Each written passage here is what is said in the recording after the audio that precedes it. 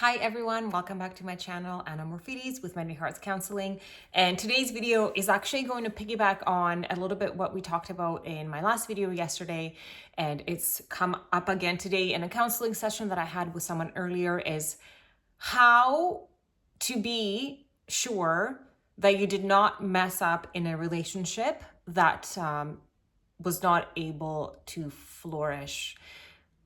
To be sure that you did not mess up, and if you could have done something different, the outcome would have been different. How to take those insecurities and those worries away, because usually the person that is left in a connection does not have a chance to compute what is taking place or prepare or deal with the loss of a connection, because the person who's ending the connection obviously must have been thinking about it for a while, or has a knowing that it's not working, or something. They're already not in it fully anyways, so it's a lot different for that person with the aftermath as it would be for the one that was not making the decision, that was left behind to deal with the aftermath and all those questions of, did I mess up?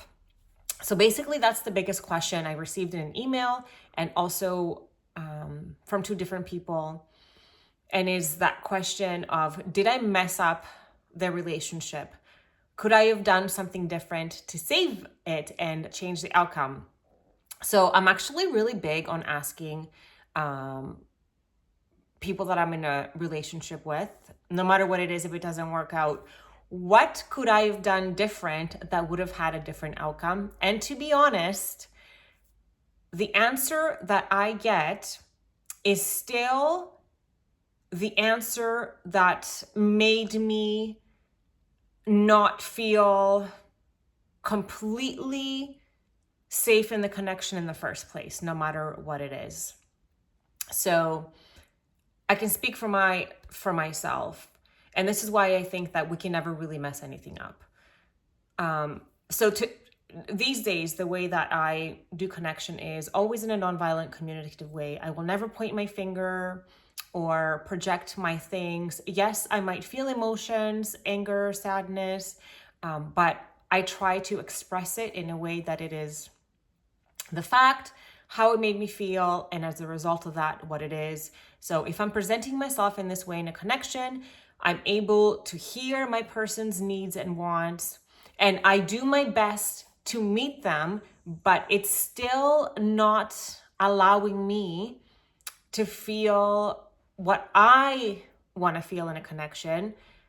Then there's nothing that I can do to change the outcome of that experience if the person also does not want to meet me where I would like to be met, with my expressions of whether it is more communication, more connection, if it is more understanding when we are expressing our emotions, when it is wanting to be in a monogamous connection, or like close it to just each other, whatever it is that you are needing. And if someone is not able to meet you there,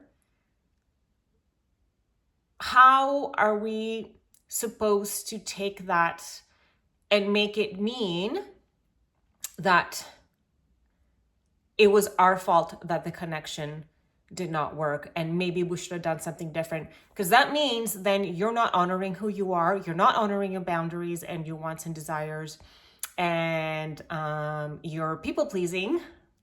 And what's the other thing too? Like when you're not when you don't feel worthy of receiving something, you settle. That's the word. Then we're settling. So I don't believe in settling. Maybe old Anna would settle in a connection because she had different core beliefs, that she was bound to be rejected, bound to be alone, unworthy to love, and all these other things that I acquired from my childhood. So of course I would put up with things that were not resonating deep in my soul from my relationships, because I just didn't think that I was worth more or I deserved more.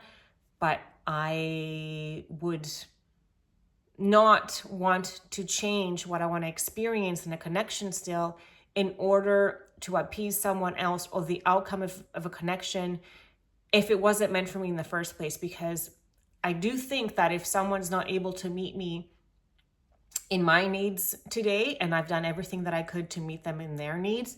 So say, for example, I felt insecure in my connection, and after a while, say I was expressing a desire to feel that, say, like label wise, like, oh, we're boyfriend and girlfriend, so it's just us. It's just going to be us doing this connection because that's what feels the most safe for me. It's like having that knowing that we have each other's back, and my energy is going to this person and that person's energy is going to me. And if they're not able to meet me there because they still just want to hang out or go with the flow, or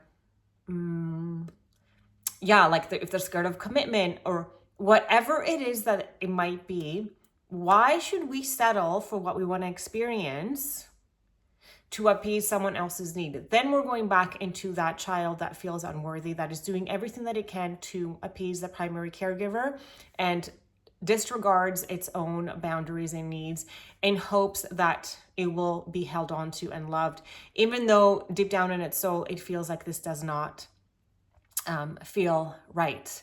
So, or if someone is speaking to you and using, I'm trying to think examples of my own self in my connections. If my romantic partner is speaking to me poorly and uses mean words, and calls me names, and I express that it's hurting my feelings. If this person is not capable of controlling themselves and still continues to call me these names and I feel disrespected, how am I supposed to stay in a connection where that's not being honored or met?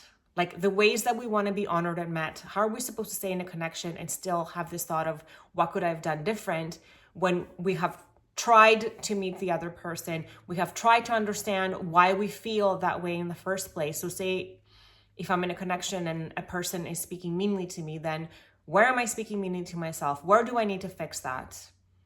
Where is that being reflected back to me within my own self?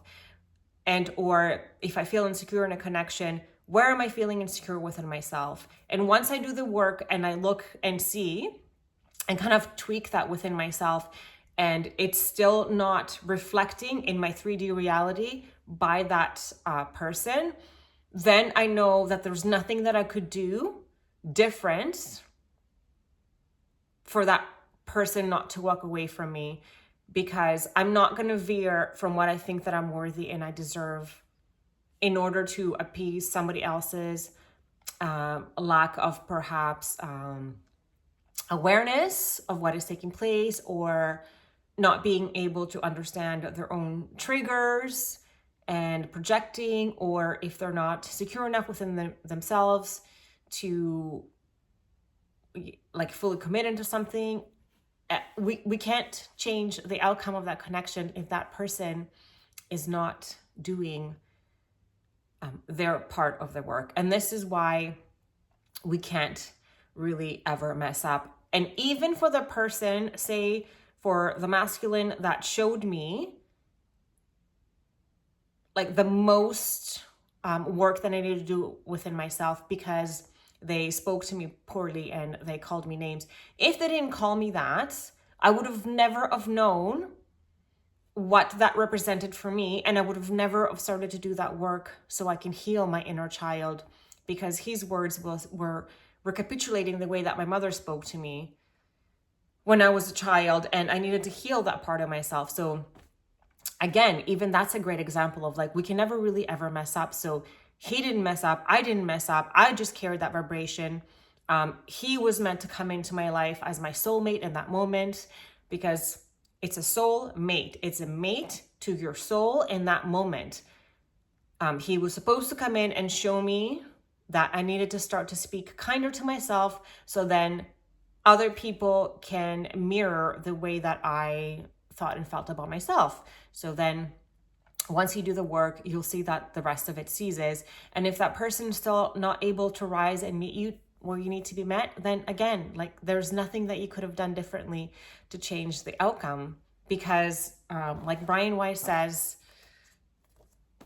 if a soulmate is not ready for that connection and to really do the work with you, it does feel tragic for the one that is left behind, for a lack of better words. But he does use the word tragic because it is like you're going to experience a loss of something that you had a big connection to. And if you're the one that's being left behind, you're going to experience the loss. It's going to feel tragic, but it's going to be okay because you really know that you did everything that you could to be in that connection, but sometimes it just is not meant to happen in this particular time-space reality. And that's okay too, because as he says, there's always going to be another mate for your soul, depending on what vibrational state it is in,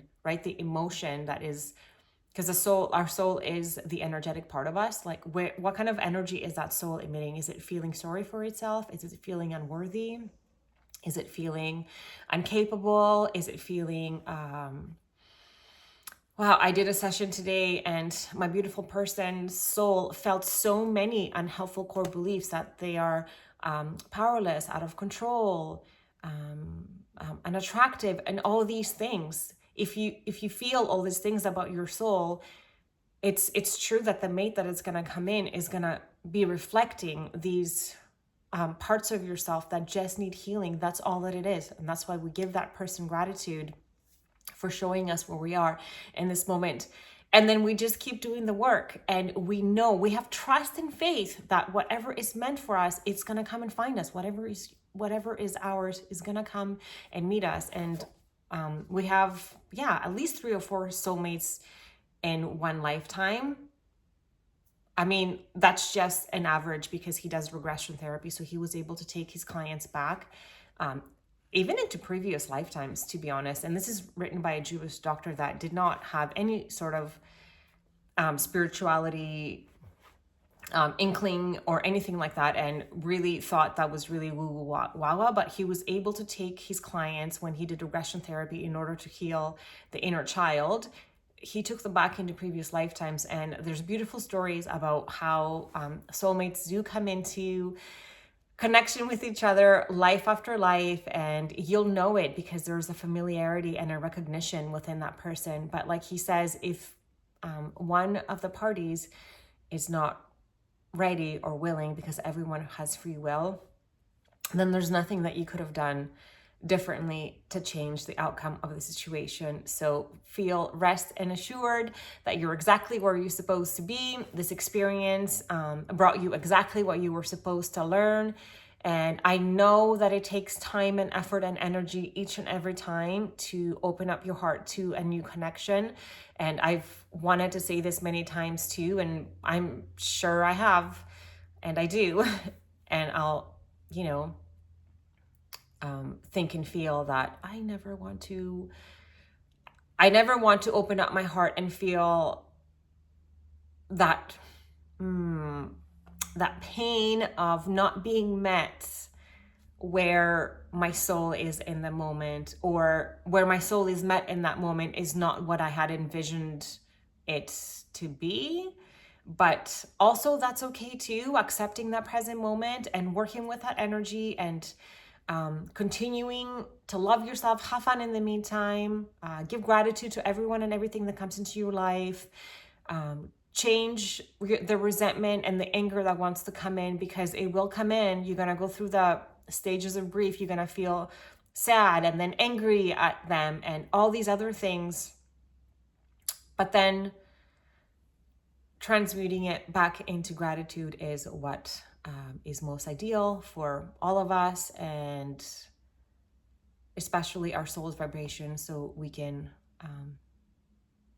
bring in more experiences that are more reflective of joy and gratitude as opposed to anger and resentment. So I'm also really sorry if I have ever projected my own anger due to, connections that were not working in the way that I thought that they would be. I'm grateful to every single masculine that has helped me get to where I am today. And I truly do mean that from the bottom of my heart. So on that note, we're going to end this video. As always, thank you so much for all your comments, questions, concerns that you may have about your own self, your connections. I love to hear about them. And if you haven't subscribed to my channel, if you wouldn't mind, I would love for you to do so, and maybe hit that notification button so you can get notified when I have another video out. And again, I welcome topics, and if you liked anything about it, give it a thumbs up, and I will see you next time.